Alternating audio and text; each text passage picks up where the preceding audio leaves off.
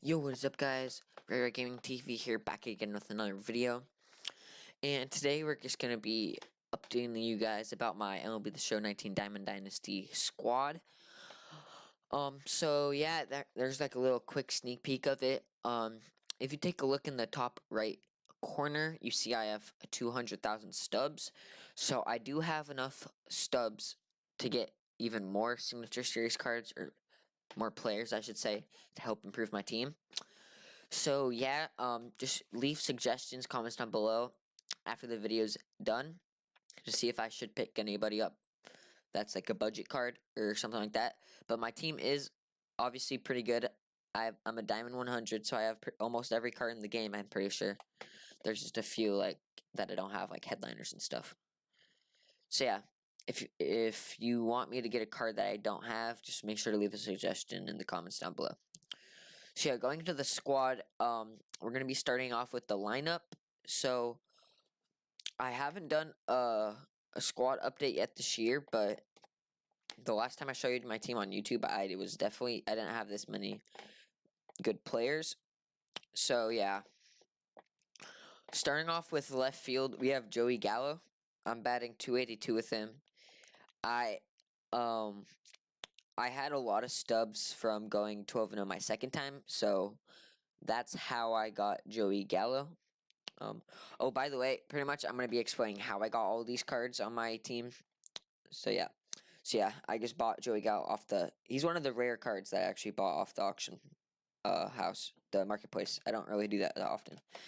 Then we have Willie Mays. Obviously, my 212-0s got me a lot of stubs, so I had enough to get Willie Mays, and I played this game a lot, so that also helps me get stubs. So yeah, I got Willie Mays about like a month and a half ago, I think. Maybe 2 months. Next, we got Tony Gwynn, just an XP reward path card. I have every single XP reward path, obviously. So yeah, going to first base, my second best hitter on the team, Frank Thomas. I might platoon him with Lou Gehrig. I might take out Lou Gehrig, but at the same time, I don't really want to because Frank is just doing so good for me. I like his swing. I'm afraid if I put Lou Gehrig in, I'm going to have too many lefties, but if I put, I don't know, because I have George Brett in right now. But I might get him when he's cheap for a platoon, but right now Frank's doing really good for me. Just take a look at all of his quirks. Hitting Machine, Bomber, 20/20 Vision, Walker, Pressure Cooker. He has so many good quirks. Moving to second baseman, at Roberto Alomar. In my opinion, the best card in the game, without a doubt. He's my best hitter. I'm batting 375 with him, with almost 800 at-bats. That's crazy. Obviously, a ton of quirks. You have to go down a page, 2 page. Wait, I think I forgot to do that with. Yeah, I forgot to do that with Frank. But Roberto Alomar has even more quirks. Look at this. He has 3 pages of quirks, great stats. He has decent power for a contact hitter, and then obviously his speed and fielding. So yeah, great card, best card in the game in my opinion. Moving on to Cal Ripken. This was kind of a debatable option at my shortstop position. I thought about moving Rogers Hornsby to shortstop, but I think I'm better off just putting Hornsby on the bench because of his batting numbers, because his fielding, when you move him to shortstop, is not the greatest.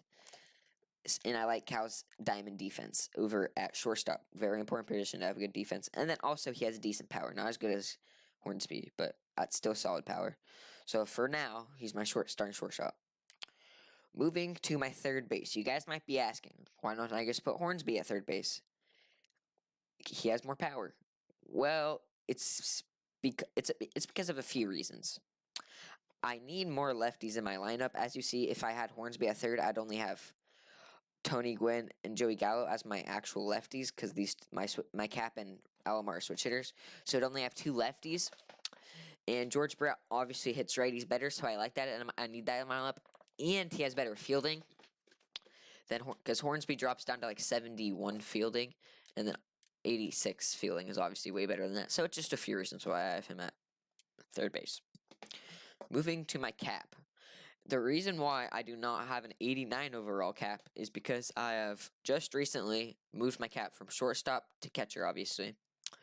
So yeah, as you can see, I only have 16 at bats with this 85 cap at catcher. So yeah, I got Cal Ripken to get the voucher, but I decided I actually wanted to start him. I have two, and then I also had Hornsby to debate over. So I haven't really liked Pudge, so I've just decided to move my cap to catcher. That's what a lot of people are doing. Moving on to my bench. This is what inspired me to honestly do this video. I never thought I'd have a full 99 and then 198 overall bench, all signature series. Well, I do. Starting off with Roger Hornsby, already kind of mentioned him. He is my go-to left-handed pitcher versus right-handed batter. When they bring a lefty, I use Hornsby. And then we got McCutcheon, who's like, I'm going to move him with Duke Snyder. He's like towards the end of the bench. Yeah, Duke Snyder is my go-to lefty bat against right-handed pitching. 110 power, 115 contact, 108 vision, great numbers. Then we have Brooks Robinson, who as well is towards the end of the bench. He's just an overall good card. That's the only reason why. And I was debating starting or putting Jason Giambi on the bench over him, but I kind of like the full signature series look. All right, going to Joe Morgan he is my go-to pinch runner. Obviously, very good speed, and if I need another pinch batter versus righties, especially, he does have decent power versus righties. And then Andrew McCutcheon is my second option against lefties with his 95 power. So yeah, I'd say probably the best bench in the game because a lot of people start like Duke Snyder and Roger Hornsby, but they're on my bench, so that makes my bench even better than it would be. So yeah, that's pretty much all my batters. So let me know what you guys think of that down below. What maybe moves I should do, or just what players I could try out. Whole signature series lineup, except for my cap, obviously, and then Joey Gallo in left. He's just so good on All-Star Hall of Fame, in my opinion. 24 hits, 7 of them bombs. So a third of his hits are home runs, so that's nice. All right, moving to the pitchers. Now, this is where it gets a bit debatable. I'd say the weakest part of my team is my rotation. I do have the best pitcher in the game, Clayton Kershaw, obviously. 3.2 ERA, which isn't the greatest, but look at the innings pitch, sorry.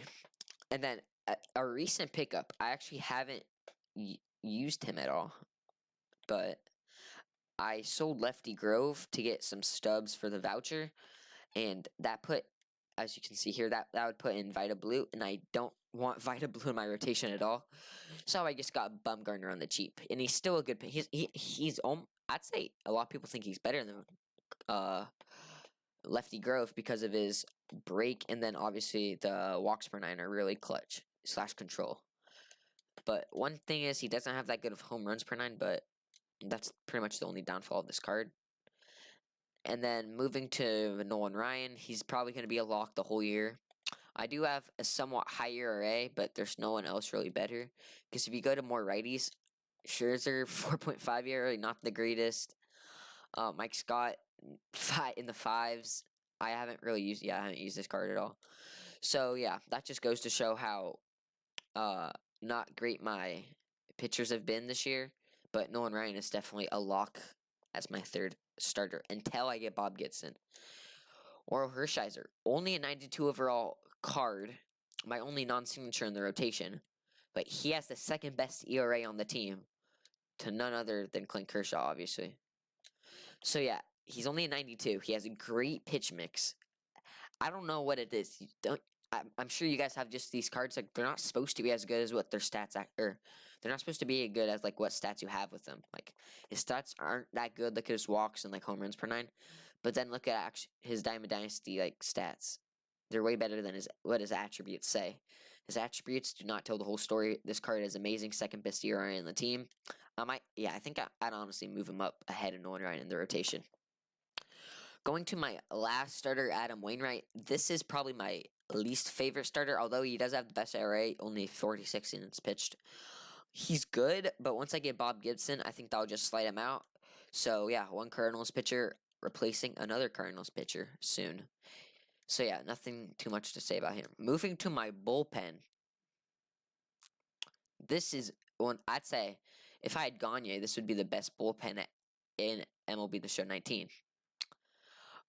Zach Britton, I'm not that good with him. I did have the knuckleballer, but that's kind of cheese. I had the 49 over a knuckleballer, but I didn't really decide I actually want him on my team. I kind of just did that for fun. So yeah, Zach Brandon's a decent lefty. I still need to get good with him. I only have like 30 innings pitched. Okay, the veteran on the team, over 100 innings pitched with Goose Gossage. He's insane. Only just above 2 ERA, 118.2 innings. Yeah, he's amazing. He's been on my team since like the first month of the game came out. I got him from the first inning program also. Or not also. I got him from the first inning program.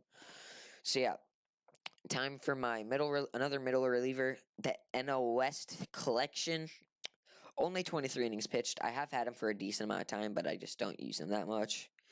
Because he's not my favorite. I don't know what's with him. He's just not my favorite. He doesn't have the greatest of stats, so I guess that's why. But yeah, he does have really good per nines, but if he had more home runs per nine, I think that would be a really good card. But he's probably my least best right-handed reliever on the team. Moving to another all-star card I got from the marketplace, Aroldis Chapman, the fireballer. He's very good. 3.3 ERA, only 8 innings pitched. I did have one rough start with him, that's why his ERA is kind of high. But he is very good, obviously. It's Aroldis Chapman. His live series good. His live series card is good. That means this card's going to be good. So obviously he's in the rotation. He was kind of pretty penny, but it's fine. Time for my, I'd say, second favorite right-handed reliever on the team, Trevor Hoffman. Actually, no, I'd say third. 51 innings pitched, not the missed. 3.5, it's kind of average. But he has a really good pitch drop-off. 73 on the circle range, up to 95 on the fastball. So that's really good from him. So yeah, he's pretty much just a lock. He's just a solid card. Nothing too crazy about his stats, but he does have really good pitches. He has a good pitch. He has good break. So yeah, time for the best lefty I've used all year. I've had him. He has been on the team for a minute. I believe he was the 4th inning program boss I chose, along with Cal Ripken and Andrew McCutchen, obviously. So yeah, I think he has the second best ERA. Actually, no, he has the 3rd best ERA on the squad. He does have 45 innings pitched, so that is solid. He's probably the best lefty I have. Good pitches. His fastball gets up to 101. So yeah, he's just nasty. There's no stat on his card that's not good. His control's even good. Okay, time for the closer. 99 overall, none other, Kenley Jansen. Look at those stats.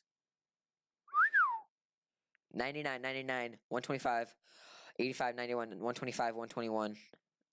Wow. Yeah, that's all I'll say. And then you look at the innings pitched to ERA, and it's even more of a wow. 1.38 ERA with 32 innings pitched.